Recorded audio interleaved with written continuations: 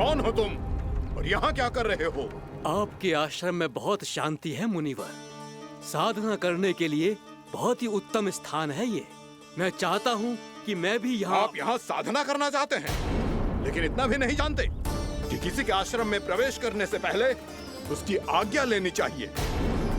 आप ये भी नहीं जानते कि यदि कोई यज्ञ कर रहा हो तो बिना अनुमति के वहाँ प्रवेश करने से उसकी यज्ञ साधना भंग हो सकती है। आप क्या साधना करेंगे मुनि? आप तो साधना के योग्य ही नहीं हैं। इतना अपमान! एक मुनि के मुख से इतने कड़वे शब्द शोभा नहीं देते। मैं तुम्हें श्राप देता हूँ, जितनी विषैली तुम्हारी जिह्वा है उतने ही विषैले सर्प बन जाओ तुम।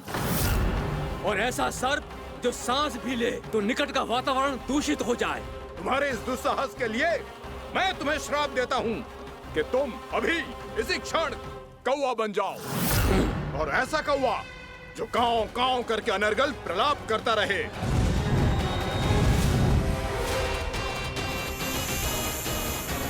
ये मैंने क्या किया? ये मैंने क्या किया? क्रोध के कारण दोनों ने एक दूसरे को श्राप दे दिया। पर दोनों ही मेरे भक्त हैं, और भगवान होकर मैं अपने भक्तों को इतनी कठिनाई में कैसे देख सकता था? इसीलिए जिस संकट में उन दोनों ने अपने आप को फंसा लिया था, उसका समाधान करने में मैं। देखिए ना प्रभु, ये क्या हो गया हमसे? हमारी रक्षा कीजिए प्रभु, मार्ग दिखाइए हमें। क्रोध पर नियंत्रण ना होने के कारण आप दोनों ने एक दूसरे को बहुत ही भीषण संकट में डाल दिया है। आप दोनों ही तपस्वी, तप के बल से दिए गए आपके श्राप को लौटाना भी संभव नहीं है। प्रभु कोई तो उपाय होगा, हम आपके शरण में हैं प्रभु। अपराध तो हमसे हुआ है प्रभु, पर अब आपसे ही आशा है। कुछ ऐसा कीजिए भक्त वत्सल, जिससे हम दोनों के श्राप का प्रभाव कुछ कम हो जाए। आप दोनों ही मेरे भक्त हैं, इसलिए आपकी पीड़ा का निवारण करने का एक उपाय है मेरे पास। वेद शिरोमणि, जब आप कालिया नाग बनेंगे तो आपको मेरे चरणों को अपने शीश पर धारण करने का सौभाग्य मिलेगा। और अश्र शिरोमणि, आप काग योनि होने के बाद भी आप श्रेष्ठतम ज्ञान और सर्वाधिक यौगिक सिद्धियों के स्वामी होंगे और प्रवचन दिया करेंगे। इसके बाद अश्वशिरा मुनि काकभुसुंडी बन गए, जिन्होंने आगे चलकर स्वयं गरुड़ देव को रामायण सुनाई। और मुनि वेदशिरा, महर्षि कश्यप और देवी कैत्रियों के पुत्र कालिया नाग बनकर जल में। और अब वही कालिया नाग जमुना जी में, जिनके कारण जानकी के प्राण लगभग चले ही गए थे। अब कालिया नाग को उचित स्थान पर भेजने का समय आ गया है बाबा। पर ये तो अच्छी बात है कान्हा, वेदशिरा मुनि को दिया हुआ तुम्हारा वचन भी पूरा हो जाएगा, जमुना जी की शुद्धि भी हो जाएगी।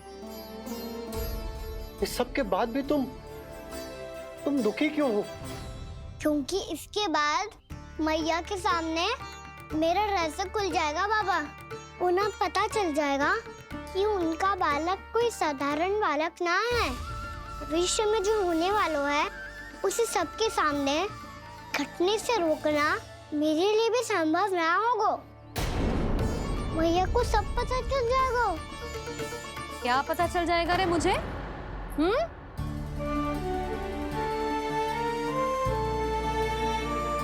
यही कि सबसे अधिक प्रेम मैं आपसे ही करता हूँ। अब बस भी कर, चलो भोजन के लिए बुलाने आई थी तुम दोनों को। भूखा थोड़े ना रहने दूंगी अपने लल्ला को, मेरा लल्ला दुर्बल हो जाएगा ना। आप खिलाओगे तो ही खाऊंगा। हाँ ठीक है, मैं ही।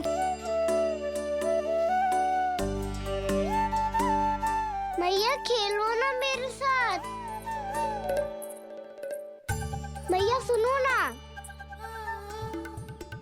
मेरी बात ना मानोगी? अभी बहुत कार्य पड़े लल्ला, देख जानकी को औषधि भी देने जानो है ना। औषधि मैं दे दूंगा, फिर तो खेलोगी ना आप मेरे साथ। पिछले कुछ दिनों से अपनी मैया का अधिक से अधिक प्रेम पाने का प्रयास करो है कान्हा। इसका तो एक ही अर्थ हो सकता, कि कछु बहुत बड़ो होने वालो है।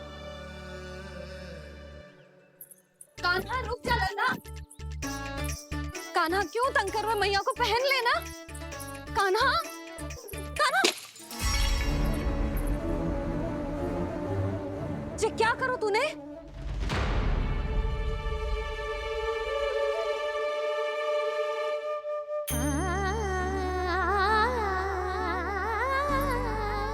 अच्छा ठीक है, अब मुंह लटकाने की आवश्यकता ना है। ये ले।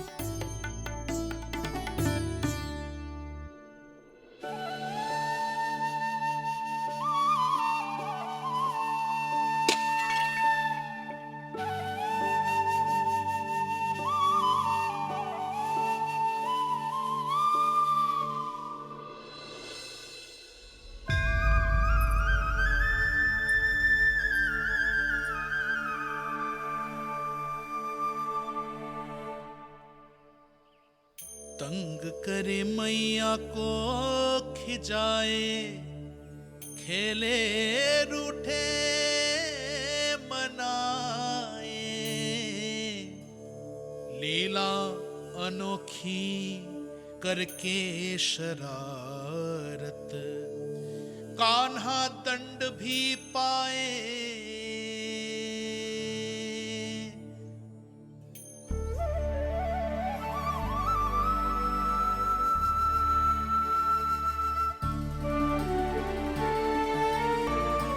रूठना मनाना, खेलना खिलाना, पहले शरारत करके क्रोध दिलाना और फिर क्षमा मांग लेना, ये सब जानबूझकर कर रहे है कान्हा। जैसे जीवन भर के लिए अपनी मैया की ममता को अपने हृदय में समेट कर रखना चाहते हो। कैसे कैसे करूं उस कालिया से मित्रता, कैसे करूं उसका उपयोग?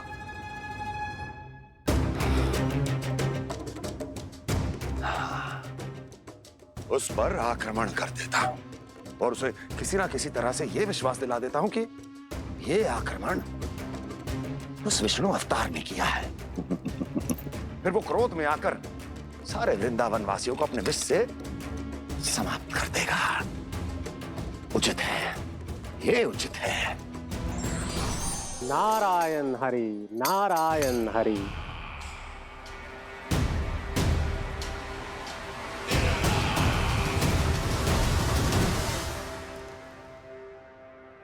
कान्हा का जन्म हुआ है ना, मैं तब से देख रही हूँ। तब से हम पे कोई भी संकट आती है ना, तो अचानक से कोई अपरिचित हमारी सहायता करने आ जाते हैं और जाते समय कान्हा की आज्ञा लेके जाते हैं और कभी कभी तो इसे प्रभु बोल के जाते हैं। बाबा संभालो। यशोदा, इस जानकी को चढ़ो है और विचित्र विचार तुम्हारे मन में है। अरे सब जानते हैं कि हमारा परिवार राजसी, तुम्हें पता ना चलता होगा, पर हमारे कान्हा को सब राजकुमार ही समझते हैं देखकर। इसीलिए उसे सम्मान देने के लिए सब ऐसा ही करते हैं, और कोई बात ना है।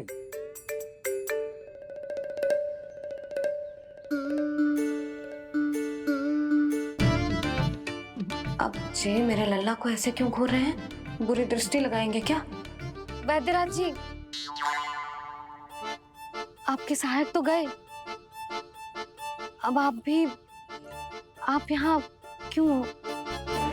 वो क्या है ना, मैं अपने रोगी का निरीक्षण करके पूरी तरह से संतुष्ट होकर। नारायण हरि।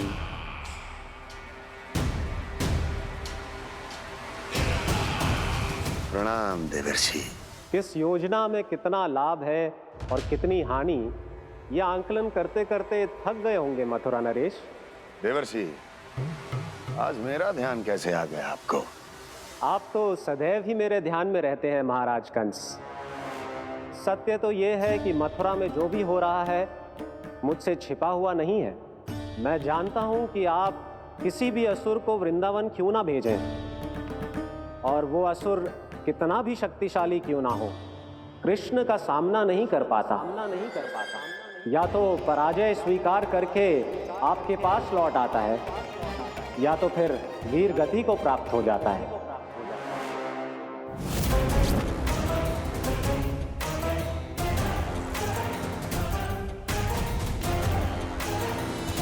वाह, मुझे मेरी असफलताएं स्मरण कराने आए हैं, मेरे घाव को खुरेदने आए हैं, उन पे नमक छिड़कने आए हैं। मित्र को शत्रु समझने की भूल मत कीजिए महाराज कंस। मैं तो आपकी सहायता करने आया हूं। हाँ, और मेरी सहायता। कृष्ण विष्णु अवतार है, आप विष्णु के भक्त हैं।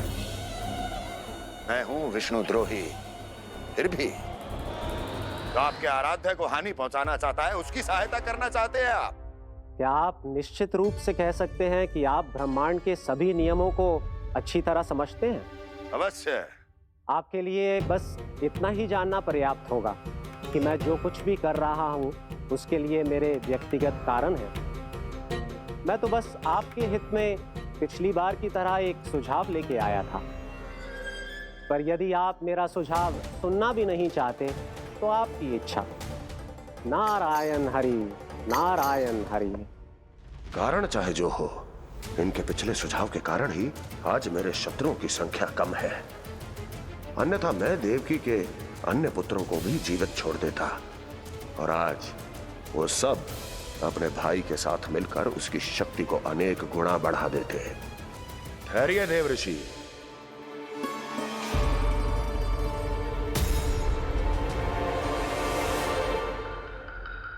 बताइए क्या सुझाव है आपके पास? मेरे सुझाव का नाम है कालिया नाग।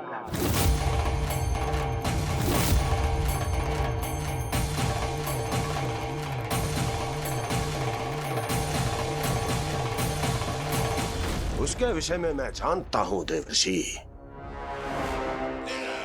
तो समस्या यह है कि मैं स्वयं उससे मिलने नहीं जा सकता, उससे भेंट नहीं कर सकता।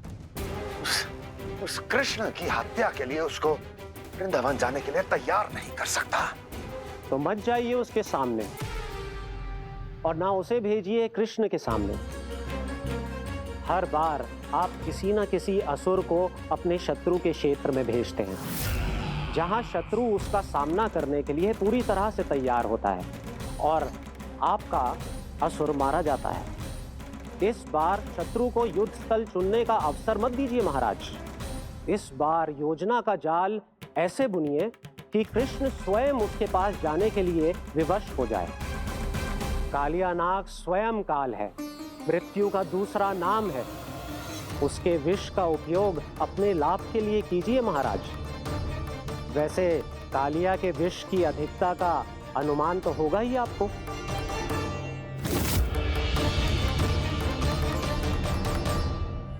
एक बार जो उसके क्षेत्र में पहुंच गया, फिर उसके विष से बचना असंभव है। उचित सुझाव है देवर्षि, उचित सुझाव है। देवर्षि, उस छलिया विष्णु की भक्ति करते करते आप भी उसके रंग ढंग सीख गए हैं। उचित है, उचित है।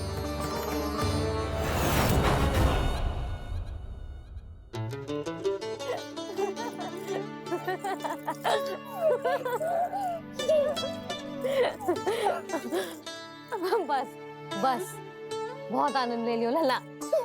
बस अब दूध पी ले। ठहर ठहर, गरम है। जी ले ले।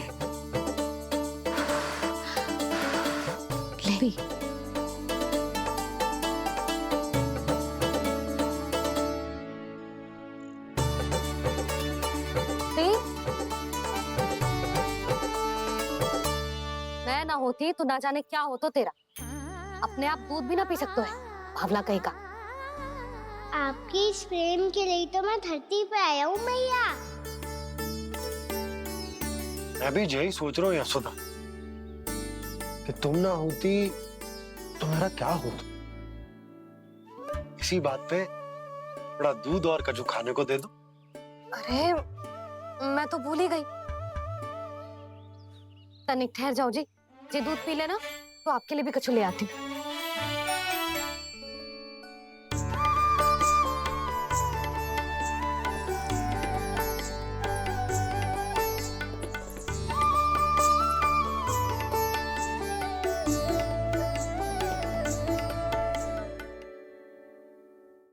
प्रणाम महाराज। आपकी आज्ञा के अनुसार बिल्कुल वैसा ही पत्र तैयार किया है जैसा आप चाहते थे।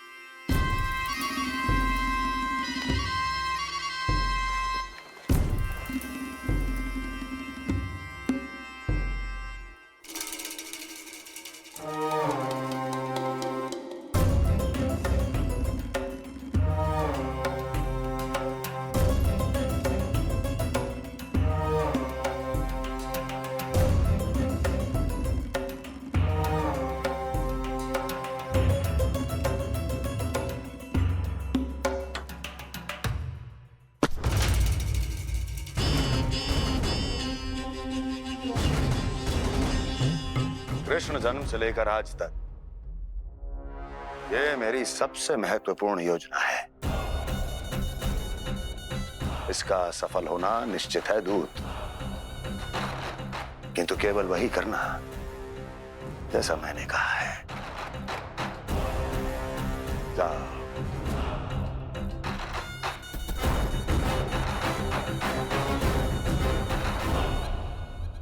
कान्हा,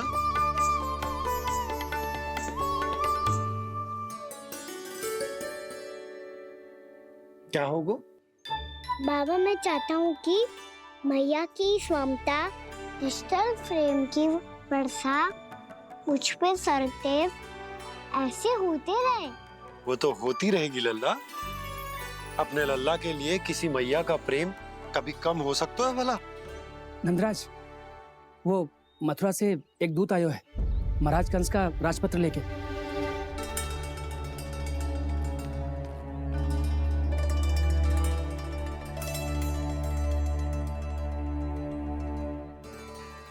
कान्हा अब क्या करने वाला है?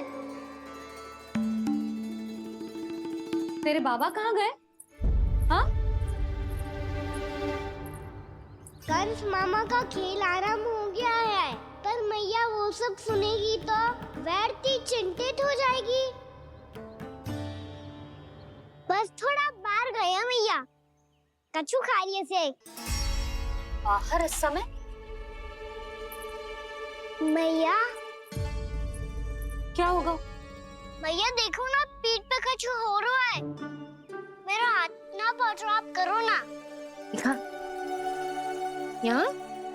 क्षमा करना मैया, पर अभी बाबा को ही संभालने दो ये सब। कहिए, क्या संदेश लाए हैं आप? नहीं नंदराज, नहीं। महाराज कंस का आदेश है कि यह संदेश सभी गांव वालों के साथ ही पढ़ा जाए। ठीक है, मैं गांव वालों के सामने पढ़ दूंगा, पर मुझे तो दीजिए पढ़ने के लिए। महाराज की आज्ञा का पालन करना आपके लिए भी आवश्यक है नंदराज। सभी गांव वासियों की सभा बुलाइए।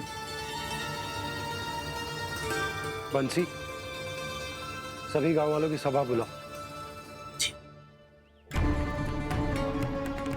राजपत्र में ऐसा क्या संदेश भेजो है कंस ने? अब मेरे पत्र को पढ़कर सब भौचक के रह जाएंगे। और वो कृष्ण, उस कृष्ण के पांव के नीचे से तो भूमि खिसक जाएगी, आकाश फट पड़ेगा, बिजलियां गिर जाएंगी। प्राप्ति, ओ प्राप्ति, कंस का पत्र। स्वयं को बहुत अधिक शक्तिशाली समझता है ना वो। अब देखता हूं कैसे वो इस महासंकट का सामना करता है। वो कृष्ण, वो अपनी मृत्यु स्वयं चुनेगा या मृत्यु की वेदी पर चढ़ा देगा प्रिय वृंदावन वासियों को।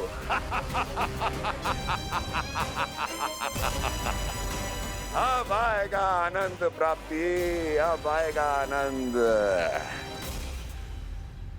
सबको इकट्ठा करवा के ही पढ़वाएगो। अवश्य ही कोई विशेष संदेश दिया होगा कंस ने। मैं भी यही सोच रही हूँ सुलक्षणा जी। कछु ना कछु तो विशेष है, पर जे हो क्या सकतो है? हाँ, बात तो सही है। ऐसा कहा हो सकता है? सभी गांव वासियों के सामने कहा जाए, कछु तो विशेष अवश्य लग रहे हैं। बाहर तक कोलाहल क्यों हो रहा है? मैया, मैया, अब क्या होगा? मैया देखो ना, सर पे कछु हो रहा है। लल्ला, नारायण ने तुझे हाथ दिए हैं ना? पीठ की बात अन्य थी। अपने सिर की सेवा स्वयं कर। सर पे तो हाथ पहुंच रहा है ना?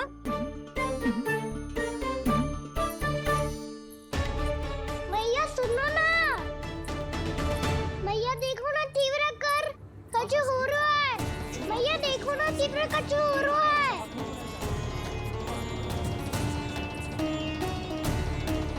सब लोग आ चुके हैं, अपना संदेश सुनाइए आप। गोपराज नंद और सभी वृंदावन वासियों को सूचित किया जाता है कि मथुरा अधिपति और आप सभी के महाराज कंस ने कल सुबह भव्य पूजा का आयोजन किया है।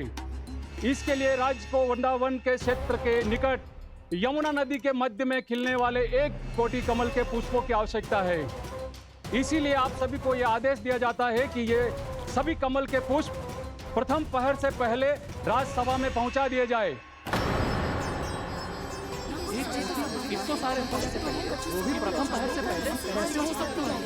यदि आप ऐसा करने में असफल रहे तो इसे राज आज्ञा का उल्लंघन माना जाएगा और राजद्रोह के आरोप में आप सभी को कड़े से कड़ा दंड दिया जाएगा।